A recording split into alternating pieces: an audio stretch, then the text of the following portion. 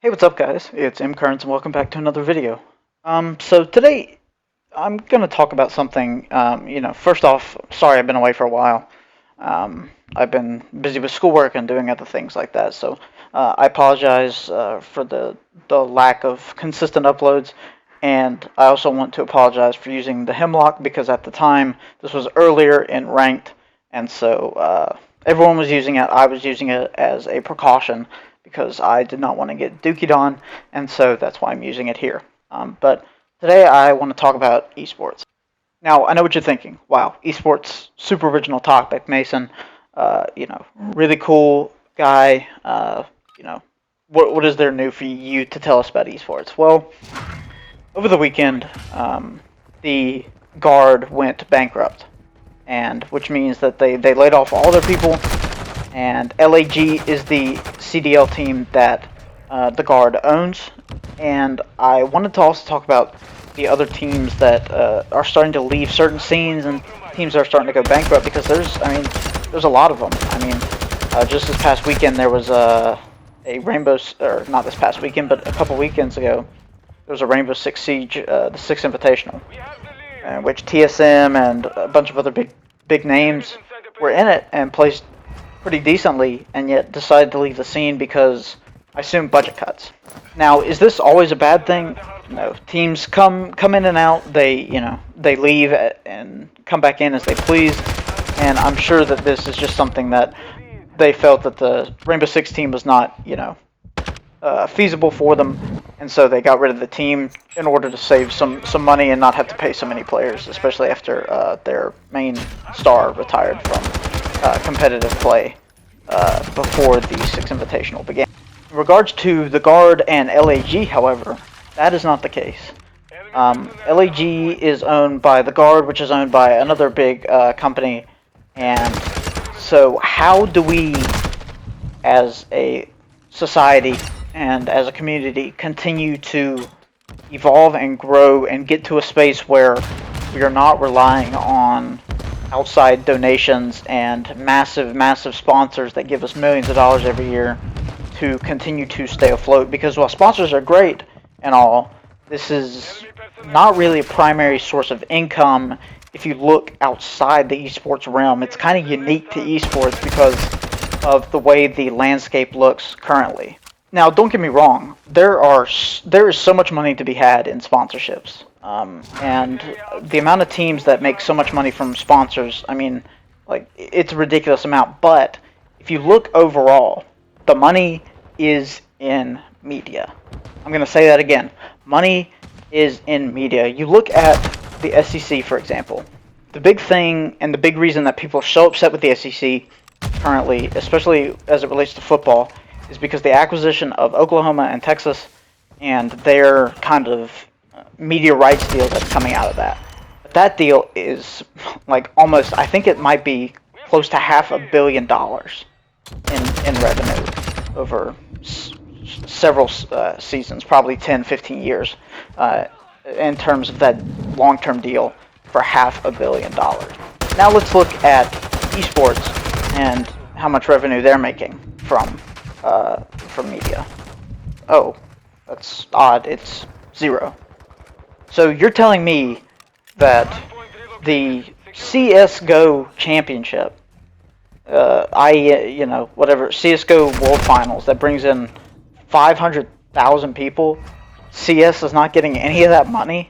Teams from the CS:GO aren't, FaZe, Optic, Fnatic, Astralis, Navi, all those big names. You're telling me they're not getting any money from the 500,000 people that are watching them? That's just absurd to me, and thinking like a sport manager, because that's where I'm getting my education right now, in that area, is just kind of baffling to me. You can't expect longevity in this space if you don't have a primary source of income that is those multi-million-dollar deals. And that's part of why I think Call of Duty and the CDL specifically is highly considering that YouTube deal because of all the money it brings in. Now, don't get me wrong, do I think the YouTube gaming deal is good for Call of Duty and the CDL's growth? Absolutely not. I think it's a terrible idea. You just look at the numbers this year. I mean, even without Scump's co-stream, they're consistently bringing in 60,000 viewers for a regular Playday match, which they would pull 60,000 viewers for a major finals the last couple of seasons on YouTube Gaming, for crying out loud. I mean, it's night and day the difference between the two. But I think the biggest thing is the money, and I think the CDL in that sense is smart about this whole thing, because if I were them, I would probably take the money that YouTube Gaming is offering and take it to Twitch and say, look, we want to stay on your platform. You want us to stay on your platform because by bringing in all these extra viewers that were previously on YouTube, then Twitch in turn gets paid because ads and sponsor, all that fun stuff. But I think the CDL is kind of smart by taking that route of the media deals, and should honestly be splitting it up between the teams. And I think if you're the teams, you go to them and say, look, if you're getting, I don't know, let's just say $100 million, let's say, for 1 year on YouTube Gaming, or on Twitter, or on Twitch, I mean. If you're getting $100 million from YouTube, and you're the Atlanta FaZe, you want a slice of that cut, you can say, hey, unless there's something in the bargaining agreement, you can say, hey, look, we want a piece of that pie because we paid you $25 million to be in this league in the first place, and now we're driving your views up. So more people are playing your game, more people are watching, which means more ads, more sponsors that want to sponsor the CDL, more investors in the league, yada, yada, yada. So I think these teams need to start kind of bargaining for these media deals if they're even out there. And I think that brings me to my next point, is that if the media deals don't exist, why not? Why are we scratching our heads when teams are saying, oh, well, I don't have enough money because I paid $40,000 for a contract for this one player that's really, really good and the team is thriving now, but we can't continue to pay this because our sponsorship is only for $1 million or whatever. That's the thing that baffles me, is that with most teams and most sports, the money is in sponsorships and naming rights and media deals. Those are the three main things. So we're taking out the naming rights thing because unless you're TSM FTX, which we see how that turned out, most teams aren't going to sponsor you. The General NRG is a good example of that. It was okay for a little while, but then, these naming right deals don't really go on for long because there's nothing concrete for an esports team to really hold on to, like a stadium or stuff like that. So that's one place where they can't go to get the revenue from. Another thing is that these sponsorships, while they may be good, how much are they really worth? We see these names. I'm thinking of like FaZe and Optic, for example. FaZe has a Porsche sponsorship, Steel Series, MoonPay, and I think the last one's Ghost, if I'm not mistaken. Optic has Jack in the Box. They have Scuff, I'm pretty sure still. They used to have Chipotle and whatever car company that they may have. And all that's well and good, but at the same time, like, how much is that really worth? How long are those deals? We saw with FaZe, they switched to Ghost instead of G Fuel, which is a partner they had for a long time. And while it was disheartening to see FaZe move away from that G Fuel sponsorship. Ghost, in reality, probably has more money to give. And they probably did it out of a financial need more so than you've been a really good partner for a long time, but we need money. And after how FaZe is doing on the stock market, you can see why they would need that, because maybe raising stock was another way for them to raise equity in the company.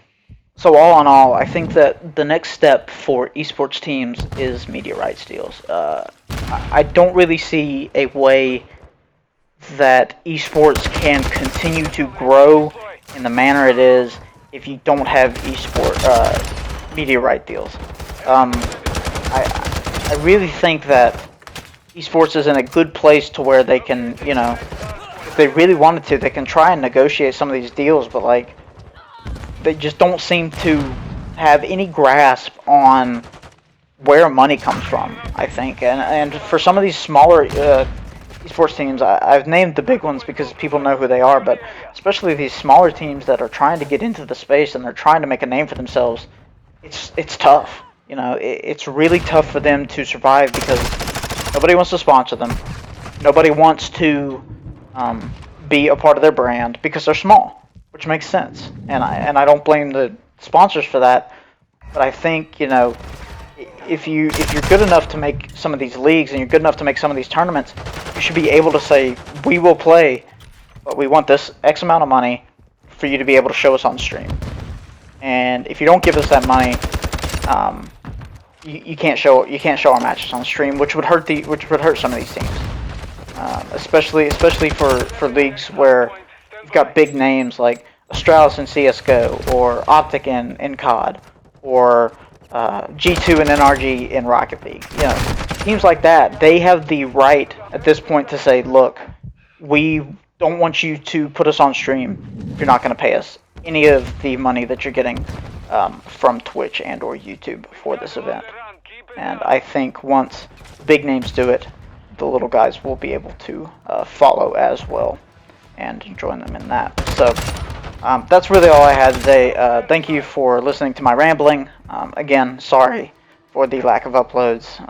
Busy with doing things, but this is a topic that I really think is important for us to think about and talk about in the space as it continues to grow. And yeah, that's all I've got for you. So thank you so much for watching. Please remember to like and subscribe, and I will talk to you all later. Peace.